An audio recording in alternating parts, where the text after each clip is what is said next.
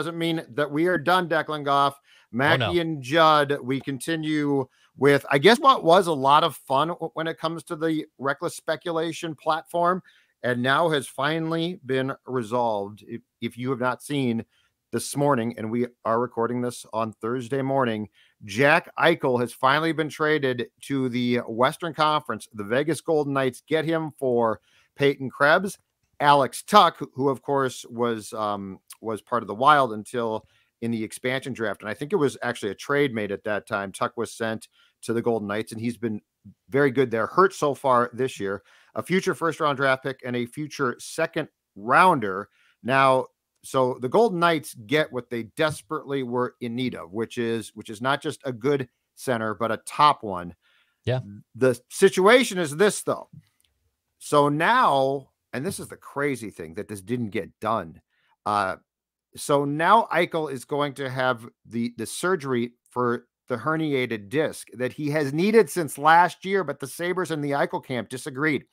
And instead of just saying, we're going to trade you, get this done, we had to wait till now. So just going from the story here at ESPN.com, Eichel is expected to be cleared to skate in 6 weeks after the surgery, Declan, but he has a minimum of 3 months until he will be cleared for contact, meaning he will return to the Golden Knights post-Olympic break, and certainly add some star power to that team. When you see the parameters of this trade, and the return's a good one, it's not a bad return. Do you wish that the Wild had been more in on this, or do you agree with the fact, Dex, that basically months ago they apparently backed away and said no thanks? So I think the interesting part about this trade is you can basically now take this parameters that Vegas gave up and plug it into the Wild. So let's replace, obviously, Alex Tuch with Kevin Fiala. I think that's the easiest comp to make. Peyton Krebs was the top prospect for Vegas 2 years ago, and the jury's still out if he becomes a star, but he's kind of the wild card of that. I mean, Buffalo's taking the chance that he's going to develop into their next superstar. Alex Tuch is a nice player. Alex Tuch is not a superstar player. No, he's a very good player. I like him a lot. Player. Yes, not a superstar. But they're taking the chance that Peyton Krebs is going to be the next guy, obviously, in Vegas. And then obviously you factor in a couple draft picks as well, including what will be likely a later round pick, because Vegas is obviously a very good team. So the Sabres don't get the initial return, but instead get a solid return for a disgruntled superstar that was never ever going to play for you again, and the marriage was failing. If I'm the Wild and I would have given up Fiala, let's call it Matthew Boldy, and a 2022 first and that third round pick in 2023, I'm not in love with that idea. I could be talked into that idea, but I lean towards no. I lean towards no. If the buyouts weren't here, and and also I have no idea how Vegas is going to make this work once he is healthy. And I know the Lightning have manipulated the salary cap, but it's going to be almost just as complicated for Vegas to make this work once he's on their active roster and healthy. Right. So what they did immediately was they moved Mark Stone, who's been out for 7 games, who's very good, but he's hurt. They moved him to a long-term IR today. And when you do that, the guy comes off your books, but he has to come back eventually. Now, what the Lightning did, and I don't know why the league allows this, but the league suspends the salary cap entirely in the playoffs. So, like, if Eichel didn't play until the playoffs, he could come back and play with the entire roster intact, and they wouldn't have to get cap compliant until the summer at some point in time. That's not going to happen. So yes, the problem one is that you're exactly right. The cap, that's problem one. Problem two, Dex, is because this isn't fantasy hockey, because this is not a hockey pool. I still don't know enough about Eichel's personality to feel comfortable just plopping him into my room when, if I'm Bill Guerin, I have worked so hard. The man has worked hours to subtract people and add the right people. And so if I knew that Eichel was an upstanding, great locker room guy who was the captain in Buffalo, not because he was a superstar, but because he, damn it, deserved it, I'd probably be comfortable trying to make a large impact trade. Not knowing that would make me nervous, because this guy's expected to come in off surgery, be damn good, and also be good off the ice. So I can't complain about the fact that the Wild didn't do this. Now, the one bad thing here is if Eichel goes to the Golden Knights and is as good as the Vegas people expect, he's in your conference now, which is not great, because the one thing that I think the Golden Knights lacked previously, much like the team here, was a top line center. And now they potentially have that. And so I would have much preferred that he stayed in the Eastern Conference. That probably wasn't going to happen. I think by the end, it was down to what? Calgary and the Golden Knights. So those two teams both in the Western Conference. But I can't complain about the fact that the Wild didn't make a move like this. But playoff-wise, it's probably not the best thing to potentially have Jack Eichel in your conference. So, and I mean, the Wild are playing well right now.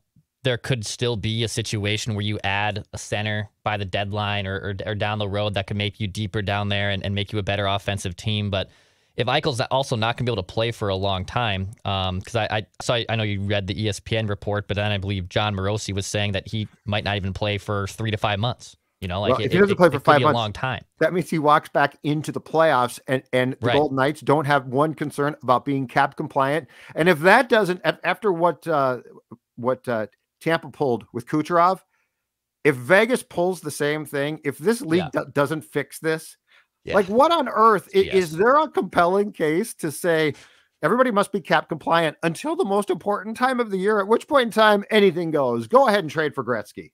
Right. Explain that to me. Yeah, it makes no sense. So the Stanley Cup playoffs also would start May 2nd. So that is literally right on time with him. He'd basically be healthy right around the start of the NHL postseason, it'd be Kucherov 2.0, but in Vegas. And also Vegas is probably going to have to shed other players to make this work. So they will, yes. Eventually they will, for sure. It's going to be it's a gamble by Vegas, pun intended, but they've shown that they're willing to take risks and take big chances like this, and good for them. I think that's awesome. I know Wild fans are all irked by Vegas because of the first round playoff series for whatever reason. I love watching Vegas. Vegas is they're irked by the referees in Vegas for whatever reason, and it bugs the living crap out of me because it's hockey. Yeah, on hockey. Yeah. On Twitter. Twitter. Twitter's bugged That's about cool. something But every day. I love it.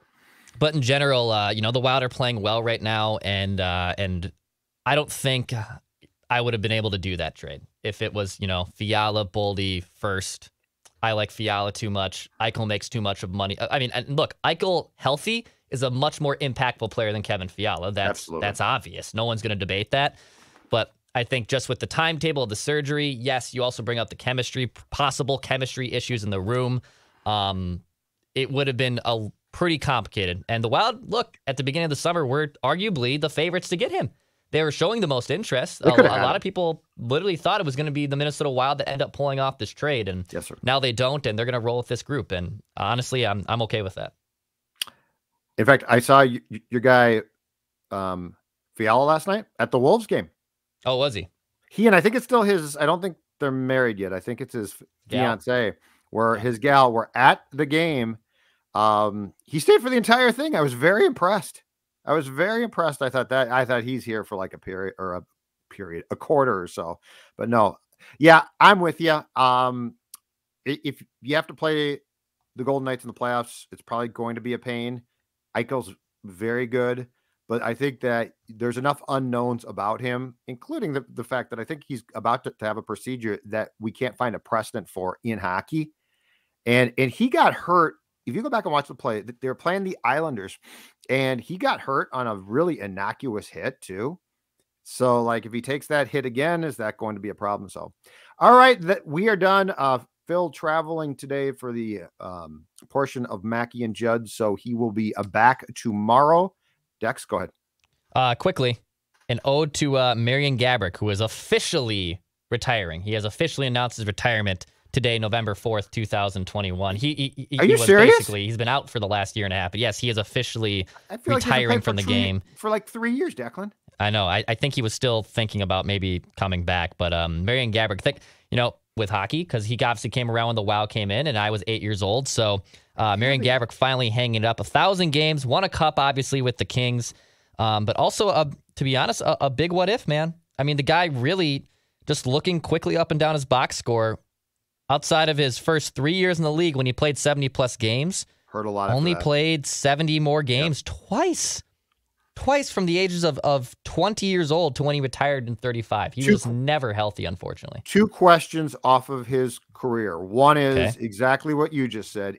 Injuries. What if he does not get hurt? And then he was, didn't he have a groin at one point that kept flaring? It was the groin that was reoccurring, and it's like he'd be scratched. And the other what if, and this is not Jacques' fault, but what if Marian Gaborik had played in today's game? And remember, he played for a coach who was bound and determined to milk every last point from an expansion team. He still got a ton of points. But Jacques Lemaire would get frustrated with him, because he wouldn't defensively be responsible. And he stepped into an era. He was drafted in, I think, Declan, what you could argue pretty coherently is the worst era of hockey since I was born.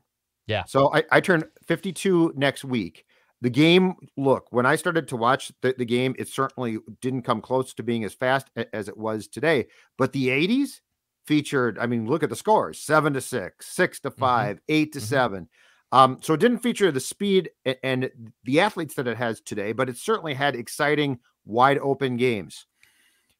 I remember vividly going to the Wild's first season, and I was like, this is for this sport, which by the way, just, is an exciting sport.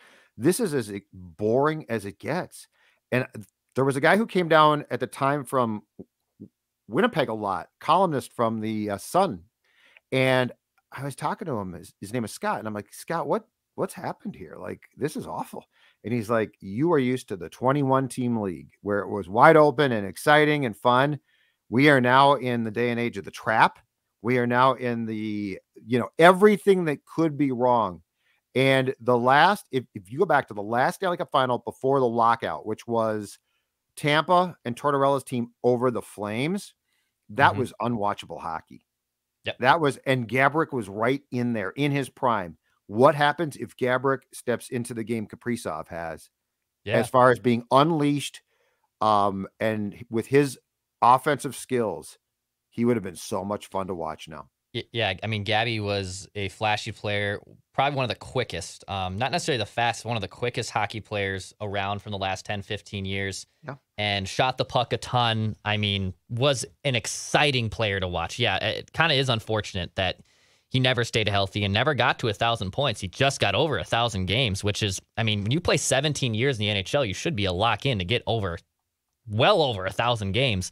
But he kind of had to crawl to get there because by the time he got to New York, he was a shell of himself. He was awesome with that Kings run in 2014. He led the team in goals that year, 14 postseason goals in 26 games, and they won their cup. And in general, a clutch performer. I think that's what I remember the most about Gaborik was a clutch, big-time performer. You needed a big goal.